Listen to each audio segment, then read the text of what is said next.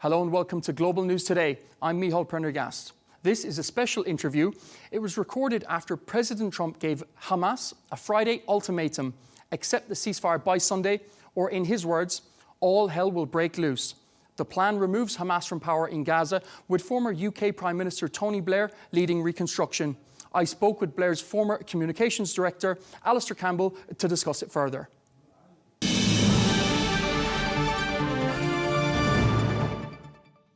Thanks so much for your time, Alastair. I want to start with the breaking news. President Trump has given an ultimatum saying Hamas has until Sunday to respond to the peace deal. He's warned that if they don't, all hell will break loose. What's your response? Well, I mean, look, it's kind of typical of the bluster and the Trump style that we're very used to. The point is, does this work very well in a sensitive, difficult, complicated peace process? And he might think so, but, you know, I would suggest possibly otherwise. I don't think it's unreasonable for him to expect a response, but I suspect that what's beneath the language is that unless you respond in exactly the way that I want you to, all hell will break loose. And I just think that when you go through the detail of the 20-point plan, to my mind, it's less a plan than a kind of very, very complicated wish list. And I think it's not unreasonable for all the parties that are involved in this and all the people for whom there will be consequences from whether this is agreed or not agreed, at least have a little bit of time to go through it. So I'm not convinced that the best way to have launched this was just with Trump and Bibi Netanyahu in the White House, because it reminded me of, you know, when I know you're from the Republic of Ireland, and when I was involved with Tony Blair in the Northern Ireland peace process, this feels a little bit like if the Unionists in Northern Ireland and the British government had got together and said, right, this is the plan for peace, you take it or you leave it, and we want your response in 72 hours. Well, you know and I know exactly what the response would have been. Of course, and we're going to come on to the Good Friday Agreement later. You're perhaps someone who knows Sir Tony Blair better than anyone. Is he the right person for this Gaza role, given how controversial he remains in the region? Well, when I say there are lots of complicated issues that arise from every single point in this 20-point plan, I think we're a long way from that happening in terms of this border peace that Donald Trump says he's going to chair. But look, you're right. I do know Tony Blair very, very well, and I think he is very well suited to the challenges that would come from the sort of role that's being talked about. Partly the Northern Ireland experience, partly also just his experience as a public figure, somebody who's incredibly intelligent, very, very, very, very focused on detail in any complex process that he's involved in. And yes, he's a controversial figure, but it's very rare in the modern age in particular that anybody who has held a high-profile position for a long time is not controversial. And I guess the controversy in relation to the Middle East, people will say, well, that focuses on his role in particular in Afghanistan and Iraq in supporting the Americans there. But all I would say is that Tony Blair is not one of those politicians who's kind of left office and then just sort of, gone off to make lots of money. He's done that for sure, but he's done that so that he can run the institute that he runs, and also so that he can stay involved in some of these really difficult, complex situations. So I think he's somebody there whose heart is in the right place, desperately wants this thing to succeed, desperately wants to see peace in the Middle East. And also, I think from the perspective of the Palestinian side, I actually think will be making the case constantly. So for example, if you go to the first 2 points of that Gaza plan that Trump and Netanyahu announced, it says Gaza will be a de-radicalized terror-free zone that does not pose a threat to its neighbors. Gaza will be redeveloped for the benefit of the people of Gaza who have suffered more than enough. I sense the hand of Tony Blair in the who have suffered more than enough, and I'm not sure that's something that would have necessarily been put there by the Americans and the Israelis. As you just stated, Tony Blair is not short of money. Is he doing this out of duty, or is it redemption, or out of his personal legacy?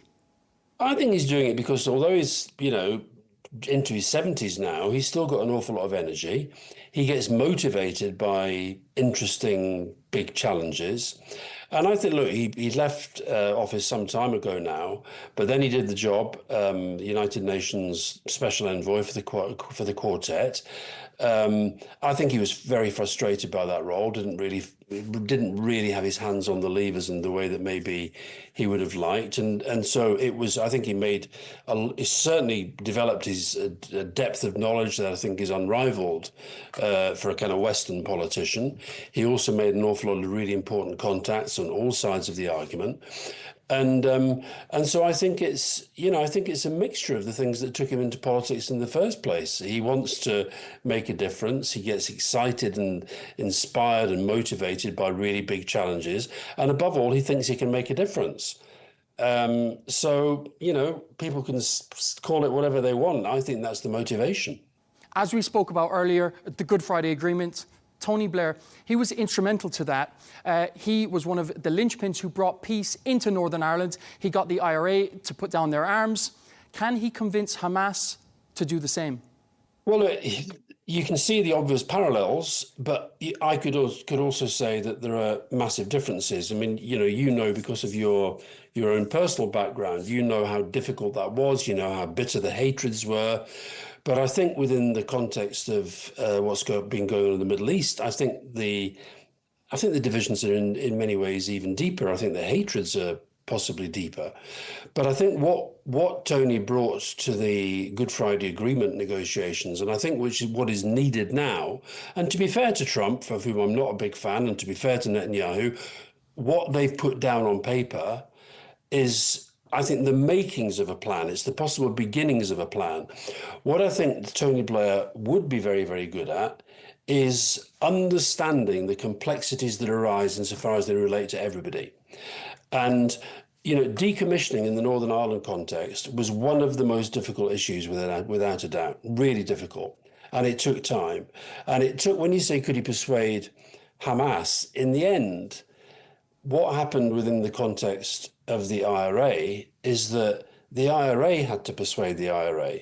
There had to be people who were respected to, listened to, felt to be part of the IRA family, as it were, but who then were persuadable that this was the right way to go forward, to pursue their objectives through political means rather than through means of violence. Now, so the conversation, this is why I think it's unrealistic to put this piece of paper down and say within 72 hours, I want to know what you say, and then now saying by Sunday, I've got to have an answer or all hell will break loose. There will be lots of discussions going on, I'm imagining, amongst Hamas and their supporters and their allies and their proxies and all the rest of it. So put it this way, it would not just be down to Tony Blair, but the real persuasion has to go on internally. And that will get signals. We're already getting some conflicting signals. You're getting some people who say that they're Hamas sources briefing one section of the media saying this is a non-starter. You get others who say, well, it might be a starter. So that's where that discussion matters. And, all I'm saying is that if and when these things start to fall into place, I think it would not be a bad thing to have Tony around. And speaking of President Trump, as you did, he seems very intent on being a peacemaker. Are you surprised by this? Well, I mean, he fought a campaign in talking about ending wars, ending these forever wars. And I mean, I certainly see somebody who has got this obsession with winning a Nobel Peace Prize. But I think when he talks about the conflicts that he says he's ended, I think life's a bit more complicated than that. And I think there are three conflicts at the moment. There are plenty of conflicts in the world, but the three that it seems to me require the greatest political focus, where the focus from outside and including from the United States can be brought to bear: Russia, Ukraine, Gaza, and I would also argue Sudan, which is getting next to no attention in the Western media at all, but where the scale of horror and devastation is mind-blowing. Now, I think if you go through those and ask yourself honestly, have things improved? Have the expectations that Donald Trump set when he became president been met? Then I think it's hard to answer that in the affirmative. Ukraine, he said he was going to sort in 24 hours. Now, that may have been a figure of speech, but it wasn't a very careful figure of speech. And you've seen a lot happening. You've seen a lot of diplomatic activity. You saw Putin go to Alaska and have that meeting with Trump. And you saw all sorts of promises of progress that flowed from that, which don't really seem to have been materialized. And likewise, I think what we're seeing in Gaza is off the scale in terms of the suffering of the people there. And I'm not convinced that just putting down a 20-point plan that frankly raises a lot more questions than it at this stage answers. Yes, it shows effort. Yes, it shows commitment. And clearly it's a good thing that he stays engaged in that. But I think in terms of anybody who's ever been involved in a difficult, complicated peace process, I know Trump does things differently and he's been successful at that politically. But I think once you just start thinking you can make the threats, do the bombast, slap the law down and say this happens or, it's my way or the highway, I'm not convinced that's necessarily the best way to go. Trump has spoken a lot about the Nobel Peace Prize. If he does bring peace to the Middle East, does he deserve it? Well, look, there was a great phrase, a great sentence uttered by one of Donald Trump's predecessors, Harry Truman, who said it's amazing what a small group of men can achieve provided nobody cares who gets the credit. Why are we even talking about it in the context of whether he gets a prize or not? That's what I mean about people's motivations. When Tony Blair was doing the Northern Ireland peace process, as it happens, as you know, John Hume and David Trimble, John from the SDLP and David from the Unionist side, they did win the Nobel Peace Prize. And yeah, that was a good thing and it was thoroughly deserved. But I think the idea that that's the motivation for doing this is just all wrong. And it suggests to me frankly, a debate we shouldn't even be having. And this is why I think a lot of people do question the motivation. Does the motivation matter? Peace to the Middle East. Does the motivation matter? If he brings about peace, does he deserve it? Well, that's down to the Nobel Peace Prize Committee, and lots of people get nominated. In my view, yeah. The short answer is that if an enduring peace comes to the Middle East, and if we end up with a situation where Israelis and Palestinians live peacefully and in harmony side by side, then a lot of people who have brought that about will be worthy nominees for all the prizes going. Okay, why I say it doesn't, the motivation is that he reveals virtually every time he speaks about this an obsession with winning a prize. I remember Bill Clinton used to say that sometimes you see politicians and they think they need a blue ribbon for the job. The job is the blue ribbon. You're the most powerful person in the world. You've got an awful lot of power that you can put to good use. Focus on that rather than worrying about whether 5 people in Norway, because that's what it is, the Nobel Peace Prize Committee, whether 5 people in Norway decide that your claim to the Nobel Peace Prize is greater or lesser than somebody else. I just think it's a distortion of a debate about something incredibly important. And if it weren't Trump, Tony Blair, he may be eligible for the award. Well, same answer, same question. I think, as you said in your introduction, Tony Blair's role in Northern Ireland was heroic and historic. And I think that matters more than whether you get this award or that award. I really do. Tony Blair has said in the past, you can't make real progress without dealing with Hamas. This is something that really is going to stick in the craw of all of the negotiations. Well, you say it's going to stick in the craw of all the negotiations. We're talking about a lot of people, a lot of different vested interests, a lot of different countries and organizations who really feel that they have a stake in the outcome of this. And some of them will like some of the people involved and others will dislike them. Some of them will appreciate things that some of the people involved say and others will not. That is just part of any political process. And far more important is whether you can develop the principles on which peace can be built, and whether then you can put together the process that allow that to be met. And, what I saw in the Gaza plan that Trump set forward was the possibilities of that. But what I don't think you can say there is a thought through plan with all the answers ready made. This is a conflict that's gone on for a long time. It's been particularly heightened since October 7th, and the situation now in Gaza is off the scale horrific. And anybody who has the chance to make a difference in that context, I think should. And I would support anybody who comes in from whichever side they're coming from, who wants to get to a place where there is a peaceful outcome to a horrific war. And so I think we should focus on that. We should actually not run away from the fact that it's complicated. It is complicated. And the reason why I don't necessarily think the best way to go around it is to ultimatums and threats and all the rest of it is because it makes it, and this is what populism does, it makes something that is horrendously complicated, it makes us think that it should be simple to resolve. And I think that is just not a sensible way to go.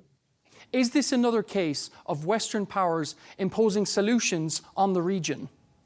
Well, it's certainly a case of a Western power, the United States, being in a position where everybody involved has kind of bought into this idea that Donald Trump has a significant role within this, and he does. Now, I think one of the things that's been detrimental to not just to this situation, but virtually all of the really difficult situations around the world is that there has been an undermining of the United Nations. I think that there's been this sense that the United Nations is there to do humanitarian, it's there to do disaster relief, it's there to try and get food in and so forth. But actually, in terms of the politics, it's been very, very focused on the United States. And as I said earlier, I think it would have been better had there been at least some Palestinian input in a way that allowed them then to be part of that process from the word go, as opposed to there's Trump, there's Netanyahu, here's a plan, 72 hours, take it or leave it. Moving to UK politics now, you were very much, and in my opinion, you still are, a stalwart figure of the Labour movement, especially post-1997. You, a master of communication, what is your opinion of how the Keir Starmer government has fared? Well, he's had a tough time. There's no doubt about that. I don't live or die by opinion polls, but I take a look at them, and right now they're not good. And I think he's inherited. 1997, as you mentioned, when Tony Blair became Prime Minister, and I worked alongside him.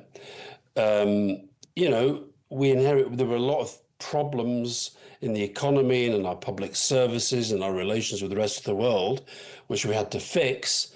But I would argue that the landscape that Keir Starmer inherited just over 12 months ago was far, far worse.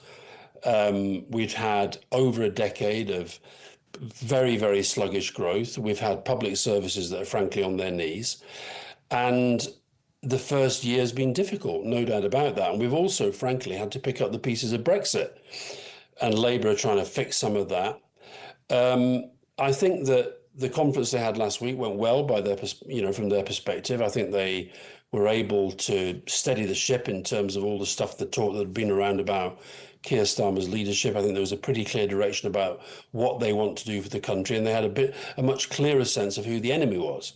And that is this sort of right-wing nationalist populism that's represented in the UK by Nigel Farage. I think if I was summing it up, I would say a very tough first year, not going to get much easier in the second year, but the direction clearer than it was, and we're a long way off the next election. And yourself, as a master of PR, what advice would you give to Keir Starmer?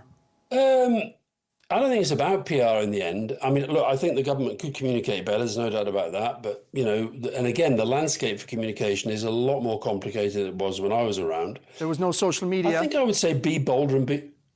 There was no social media. 24/7 news was really just starting, as opposed to now when it's kind of omnipresent and proliferation of channels. I also think the public have become, not least because of social media, become maybe more demanding, less forgiving, less understanding, less tolerant to politicians. But I would say be bolder and be more confident. You've got a big majority. Use it to deliver the change that you said you were going to do, and be bold and confident in how you go about that. Are you finished with frontline politics? Have you ever been tempted to go back, or have you ever been approached to go back? Well, I don't know. It's funny. I don't know how you define frontline politics. I'm still involved in politics. I co-present the UK's top podcast. The rest is politics, which is a way of staying involved in politics. I work with different politicians and different governments and parties in different parts of the world. I just do it in a different way. Would I be tempted to go back and try to help the Labour government now? I speak to a lot of their senior politicians often. I give advice if I'm asked to. But I actually do think that the landscape of politics has changed so much that I'd like to hope there are people half my age who know twice as much about the way that the modern media works. So I'll let them get on with it. I think that's willful thinking, Alastair. Andy Burnham, there's been a lot of talk about him. He appears to be waiting in the wings. Do you think he could become the Prime Minister one day? Well, look, Andy's a very, very good mayor of Manchester. He's a very effective political leader. And, I think the more we have good politicians in politics, the better. But I think that the one thing that got pretty well settled at the conference in the last few days is that Keir Starmer is going to be in there for some time. Nigel Farage, the leader of Reform UK, he's someone who's not struggling in the polls. In fact, they're soaring. Does this puzzle you, especially after his role in Brexit? Well, I'm puzzled. I am puzzled in part because of Brexit, because the fact is that Nigel Farage he's been on the scene for a long time. European Parliament, and then I think 8 elections. He tried to get into the Westminster Parliament, finally made it last time round. He's a very effective campaigner. He's a very effective communicator. But his one big contribution to British history so far is the central role he played in Brexit. Brexit, which he's now promising vote reform and will make your life better. People should remember, he said, give us Brexit and we'll make your life better. It's taken 5% out of the economy. It's made Britain poorer and weaker and less respected in the world. And that is on Nigel Farage. So I think his relative success, and I wouldn't overstate it, he's doing pretty well in the polls at the moment. And he's doing so because he is picking up an awful lot of support from people who are just, frankly, think the Conservatives totally lost the plot, which they did, which is why they got hammered in the last election. And he's picking up some support, less than from the Tories, but some support from people who were Labour and wanted more from Labour when they came into power. But there's a long way to go to the election. And I think that there are so many, the more Nigel Farage starts to think he could be Prime Minister, and the more that the public start to think that might be a realistic option, the more that the scrutiny and the pressure will be applied. And over 3 years, I will happily come back and talk to you in 3 years' time. And if he's still soaring in the polls, to use your phrase, I'd be surprised. Okay, but we'll see. Politics, it's volatile. It's very unpredictable right now. Labour still has a big majority. They can do things. They should get on and do those things. They should fix the economy, fix public services, continue to repair the damage that Farage and Johnson and co did through Brexit. And then we'll see where we are in 3 years. And speaking of Johnson, as you just did, do you think he is the one to revive the Conservative Party? I think if the Tories brought back Boris Johnson, they really do have a death wish. We're just out of time. Alastair Campbell, thank you so much for your time. My pleasure. All the best.